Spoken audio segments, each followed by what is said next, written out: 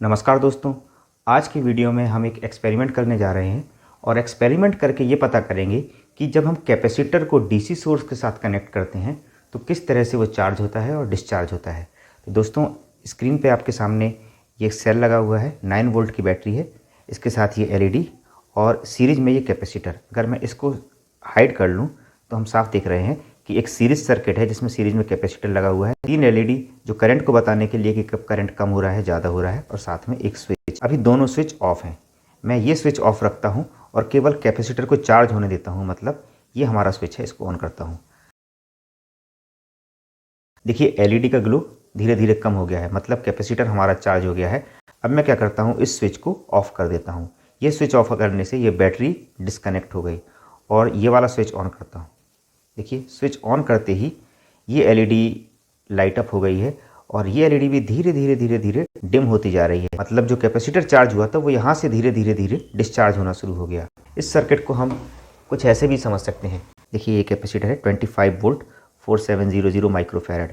ये बड़ी जो लेग है ये प्लस है, तो मैं इसके प्लस को सेल के प्लस से कनेक्ट करता हूँ और माइनस को माइनस से।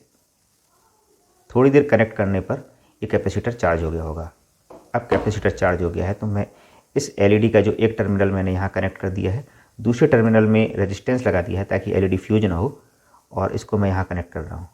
देखिए कनेक्ट करते ही ये एलईडी लाइट अप हो गई है और अभी तक लाइट अप है। धीरे धीरे ये एलईडी डिस्चार्ज होनी शुरू हो जाएगी। देखिए यहाँ कैपेसिटर की चार्जिंग और डिस्चार्जिंग को थोड़ा सा और डिटेल में समझते हैं तो बिल्कुल ऐसा ही सर्किट हमने यहाँ बना रखा है। ये हमारी बैटरी है, यहाँ पर बल्ब है, यहाँ कैपेसिटर लगा है और ये है हमारा स्विच S1, और यहाँ जो स्विच S2 है वो मैंने यहाँ लगा रखा है। तो सेम सर्किट है। अब इस सर्किट को हटा के पेपर पे हम स्टडी करते हैं कि हमारा कैपेसिटर कैसे वर्क करता है। दोस्तों, जब भी हम कैपेसिटर पढ़ते हैं तो ये दो इक्वेशन हमें याद होनी चाहिए। कैपेसिटर से जो करंट पास हो रहा है IC, वो होता है C × dV/dt। मतलब अगर हम ध्यान दें तो करंट कैपेसिटर से केवल तभी पास होगा जब dV/dt वोल्टेज जो है कैपेसिटर के अक्रॉस वो चेंज हो रहा हो। और वोल्टेज कब चेंज होगा? जब हम डीसी सप्लाई यूज़ ना करके एसी सप्लाई यूज़ करें, क्योंकि डीसी सप्लाई में तो कोई वोल्टेज चेंज नहीं होगा, इसीलिए कैपेसिटर डीसी को ब्लॉक कर देता है और केवल एसी को ही पास करता है। अब स्टार्टिंग में यहाँ क्या हो रहा है, जैसे ही हम कैपेसिटर को कनेक्ट करेंगे, यहाँ पॉजिटिवली चार्ज प्लेट है और ये नेगेटिव चार्ज प्लेट है। ये पॉजिटिव चार्ज प्लेट से यहाँ पॉजिटिव चार्ज आना शुरू होता है और ये हमारी प्लेट पॉजिटिवली चार्ज हो जाती है। क्योंकि कैपेसिटर कुछ नहीं है, केवल 2 प्लेटें हैं और पास पास लगी हुई हैं, बीच में एक इंसुलेटर मटेरियल भरा हुआ है। ये नेगेटिव चार्ज यहाँ से यहाँ पहुँच जाता है। इसका मतलब ये हुआ कि एक बैटरी ये थी और हमारी एक और शॉर्ट टर्म बैटरी या स्मॉल बैटरी यहाँ तैयार हो गई, और ये तब तक चार्ज होगी जब तक कैपेसिटर के अक्रॉस वोल्टेज Vs के इक्वल ना हो जाए, सोर्स वोल्टेज के इक्वल हो जाए।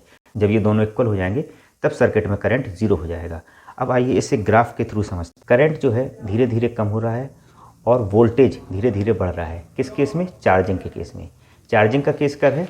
जब हमने S1 को क्लोज कर दिया है और S2 को ओपन कर दिया है। S1 जब क्लोज होगा और S2 ओपन होगा तब हमारा कैपेसिटर यहाँ से धीरे धीरे चार्ज होगा। चार्ज होते टाइम हमने ये देखा कि IC होता है C dV/dt। क्योंकि IC कम हो रहा है, इसका मतलब dV/dt है, वोल्टेज चेंज होने की रेट भी धीरे धीरे कम हो रही है। ऐसा इसीलिए हुआ जब बैटरी से कैपेसिटर की प्लेट पर चार्ज आना शुरू हुआ तो स्टार्टिंग में तो चार्ज जो है फास्टली आ रहा था, dV/dt फास्ट था, लेकिन जैसे ही कैपेसिटर थोड़ा थोड़ा चार्ज होना शुरू हुआ dV/dt स्लो होता गया। इसको हम ऐसे समझ सकते हैं कि जैसे कोई भूखा इंसान है, स्टार्टिंग में जल्दी जल्दी खाना खा रहा है, जैसे जैसे उसकी भूख शांत होती जा रही है उसके खाने की स्पीड कम होती जा रही है। अगर हम एनर्जी की बात करें तो स्टार्टिंग में जब कैपेसिटर में बिल्कुल कम चार्ज था, चार्ज जस्ट आना ही शुरू हुआ था, तब उसकी एनर्जी बहुत कम थी। धीरे धीरे जैसे चार्ज एक्यूमुलेट होता गया, एनर्जी बढ़ती गई। फाइनली जब कैपेसिटर फुली चार्ज हो गया, इसके बाद वो एक स्टेडी स्टेट में आ गया। इसके बाद कैपेसिटर चार्ज नहीं हो गया, उसकी एनर्जी फुल हो गई। और वो कब होगी? जब Vs = Vc हो जाए। देखिए यहाँ से करंट जब कम हुआ, जो dV/dt है वो धीरे धीरे कम हो रहा है, तो करंट भी कम हो रहा है, लेकिन वोल्टेज धीरे धीरे बढ़ रहा है। वोल्टेज क्यों बढ़ रहा है? क्योंकि चार्ज जो है कंटिन्यूसली आते ही जा रहा है। और चार्ज कब तक आएगा? जब जो Vc है ये हमारा Vs के इक्वल ना हो जाए।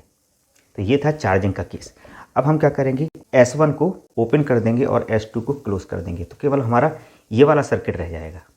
अब इस सर्किट में ध्यान से देखें, अगर हमारी ये पॉजिटिव प्लेट है और ये नेगेटिव प्लेट है तो सर्किट में करंट कुछ इस तरह से फ्लो होना स्टार्ट हो जाएगा और एक लूप कंप्लीट हो जाएगा, मतलब यहाँ से। और ये करंट तब तक फ्लो होगा जब तक इस रेजिस्टेंस और बल्ब के थ्रू हमारा कैपेसिटर डिस्चार्ज ना हो जाए, या फिर हम ये कहें कि ये जो स्मॉल बैटरी बन गई है ये धीरे धीरे डिस्चार्ज हो जाएगी। अब आते हैं हम डिस्चार्जिंग के करंट। यहाँ सबसे पहले हम ये देखेंगे कि जो हमारा आईसी है वो नेगेटिव डायरेक्शन में है, क्योंकि पहले करंट जो हमारा कुछ इस तरह से फ्लो हो रहा था, अब हमारा करंट इस तरह से फ्लो हो रहा है, तो आईसी जो है हमारा नेगेटिव है। अब और आईसी जो है टाइम के साथ साथ पॉजिटिव होता जा रहा है, मतलब टाइम के साथ साथ आईसी नेगेटिवली कम होता जा रहा है। अब कम क्यों होगा? क्योंकि स्टार्टिंग में जब कैपेसिटर डिस्चार्ज होना शुरू हुआ तो वो बहुत फास्टली डिस्चार्ज हो रहा था, वहाँ dV/dt ज़्यादा था। जैसे जैसे वो डिस्चार्ज होना बढ़ता गया धीरे धीरे dV/dt भी कम होता गया और कैपेसिटर जो है उसके डिस्चार्ज होने की रेट कम होती गई, इसलिए करंट हमारा कम होता गया। जब हमारा करंट कम होता जाएगा तब हम देखेंगे कि कैपेसिटर के अक्रॉस जो वोल्टेज है वो भी धीरे धीरे कम होता जाएगा, क्योंकि जो हमारा कैपेसिटर है वो धीरे धीरे डिस्चार्ज हो रहा है। तो डिस्चार्जिंग के केस में धीरे वोल्टेज भी सेटल होते हुए जीरो हो जाएगा और करंट भी जीरो हो जाएगा। तो ये था दोस्तों कैपेसिटर का चार्जिंग एंड डिस्चार्जिंग। उम्मीद करता हूँ ये एक्सपेरिमेंट और थ्योरी आपको समझ में आई होगी। वीडियो आपको पसंद आया होगा। वीडियो पसंद आने पर वीडियो को लाइक करें, चैनल को सब्सक्राइब करें। धन्यवाद।